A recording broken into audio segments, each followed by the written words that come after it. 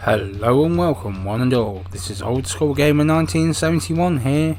Millie, Lloyd, everyone, hope you're all having a good day. If you would, please like and comment. If you haven't already, please subscribe. Support the channel and help it grow. Today's thoughts is on Borderlands, the Game of the Year edition. I've been playing this game for around 3 hours and this is what I think.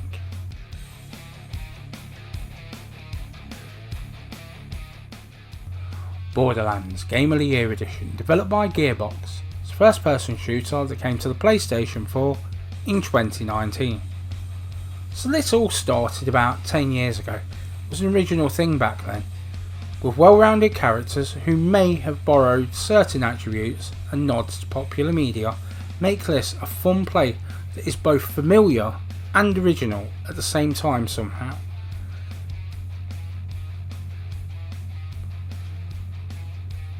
Gearbox is based in Frisco, Texas. It was established in 1999.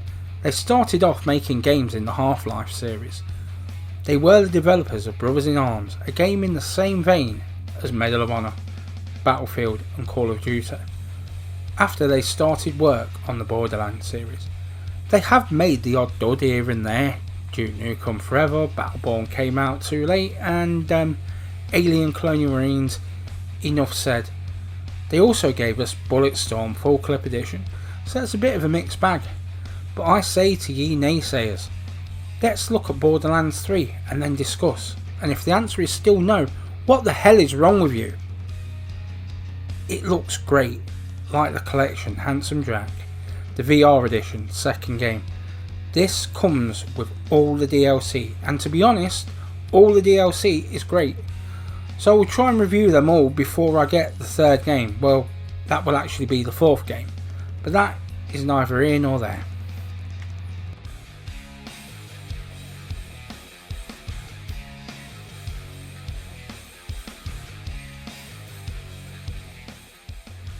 In the distant future, megacorporations seek to control planets, to colonise and gain wealth through mining.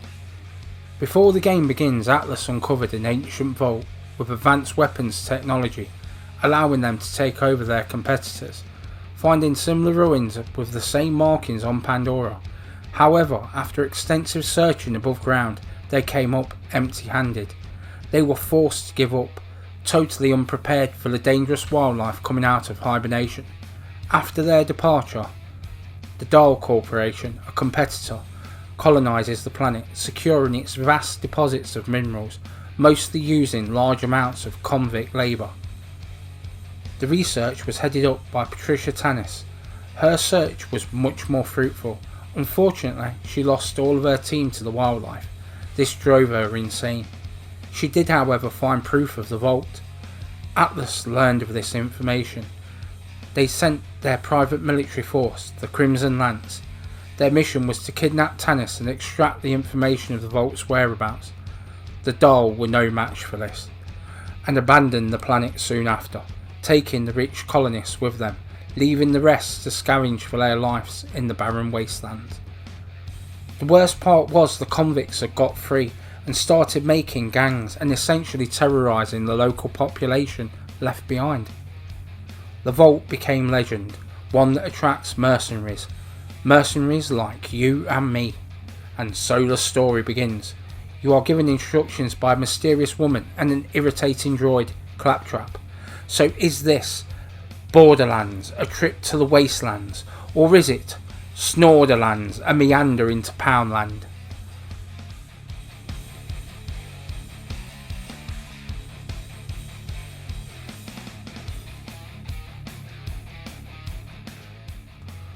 Let me start by saying to the idiots at the back of the class, these graphics are not meant to look real, not in any way, shape or form, not ever. They were always planned to be cel shaded and look damn fine in doing so. Please note, I am more than happy with the graphical style. It makes it stand out, it's out of the ordinary when compared to the overdose of brown military shooters of the time. Even now it stands out. The graphical upgrade here is noticeable, but still keeps the whole style and feeling of the original. It's a nice touch to see enemies' corpses you can still see over 10 minutes later, This is not true of many games. I want the camouflage the cleanup crews have in the other games, cause I never see them and there's bodies keep disappearing all over the place. This is one of the advantages of the not too realistic graphics. The draw distance is good, as is the graphical design. It all looks weird and wonderful, which is a pretty good description. Whilst there is odd signs that this is an older game, smaller contained maps for example, it still holds up pretty well by today's standards. The gun design is also good, and you sure as hell have your favourites. The force feedback on the shotgun is a real nice touch. The day and night cycle really affect visibility both for you and the enemy. Choose carefully what time of day when attacking a base or enemies. Use it to your advantage.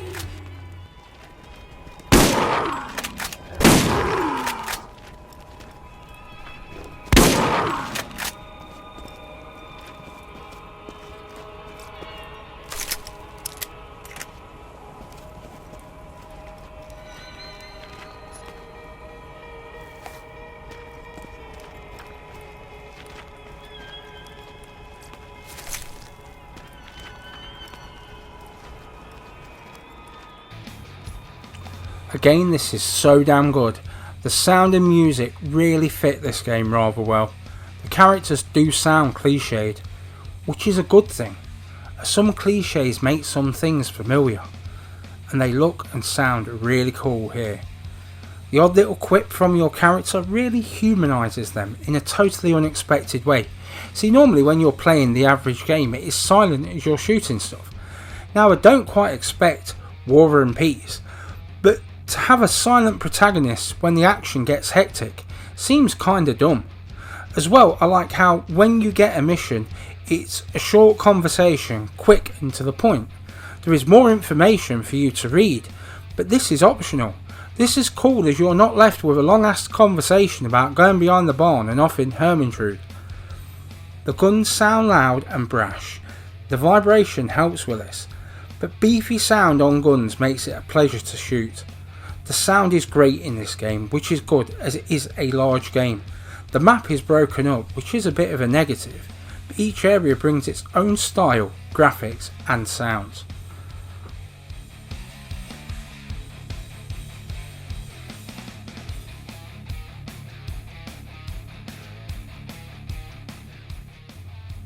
When I cast my mind back to the first person shooters, I learned the map by repetition, by playing the same levels over and over again. This is how I feel about the Borderlands series. You learn those maps by revisiting areas. It also helps with some levelling up of your characters, till you walk into an area with a lot tougher enemies than you, and then you're dead. Whilst we're speaking of death, I do like the whole respawn thing. It says it uses your DNA to create a new you with all that you had on you at the time of your death. As well worthy of mention is once you're downed it's not quite game over, as if you manage to kill an enemy you get like a second wind. So once you're down you're spamming the hell out of that fire button so you can wreak your revenge. The action is fluid, the controls work easy and it's easy to look impressive, except if you're me. The vehicles are okay, mainly there for multiplayer, which honestly is just so much fun. The 4-player co-op, just bang on.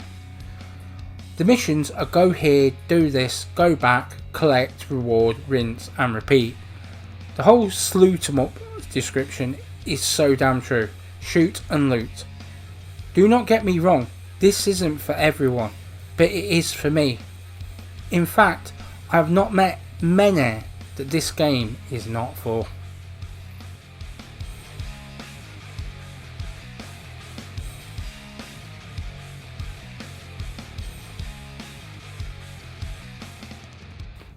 The story is just that, I mean as in it's inconsequential to the game, just like the games of old. Just like the games of old, it's getting further. Just that next mission, that new gun, that next unlockable. The co-op is trying to take on the world. All of this is a lot of fun. That is not to say the characters are not noteworthy. Some are likeable, some are loathable, but all have character. To me, the lack of story atmosphere lets the other areas shine. but there is enough to keep you coming back for more. Too many games have a strong, complicated story when it's just not needed. Sometimes the gameplay is enough to carry the game. This is an amazing example of this. This does remind me of those old first-person shooters. Fun to play, tough at times, and keeps you coming back for more. I was happy to get all the remakes and certainly happy about the VR game, but the Borderlands 3 looks like the other titles. To me, this is best of all, and certainly I am looking forward to this game, as it looks like a more advanced version of the previous games that I have loved since the first time I played this game.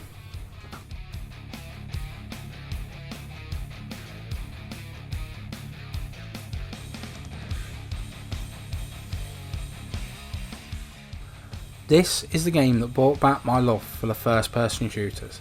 I don't always want realism, but I do always want fun. I sometimes want to be on another planet with guns doing an unbelievable amount of damage, being the badass that I could never be in the real world. I don't always need a reason why. I don't need a big long epic saga. I just need a big selection of guns and some ugly things to shoot at. I was happy when this came to the PlayStation 4. I knew I had to have it. I just hoped that the gameplay aged well and that I'd not outgrown it. Thankfully I had no need to worry. The fun factor was still there. In the world of gaming, we're always looking forward to the next big thing, the next advancement. And somewhere along the way, people have forgotten that originally the first person shooter was about crazy fun battles, shooting things in the face and losing yourself in the game.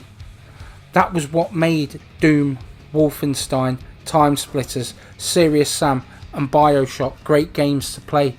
This year I will get Borderlands 3, but I will not get Call of Duty Modern Warfare. I may get it if it's in a sale going cheap, but because I know a year later and I will still be able to put on Borderlands 3 and still have just as much fun as day one, because it was 10 years ago I played the original Borderlands on PlayStation 3. I played it a couple of days ago and it's as much fun now as it was way back when.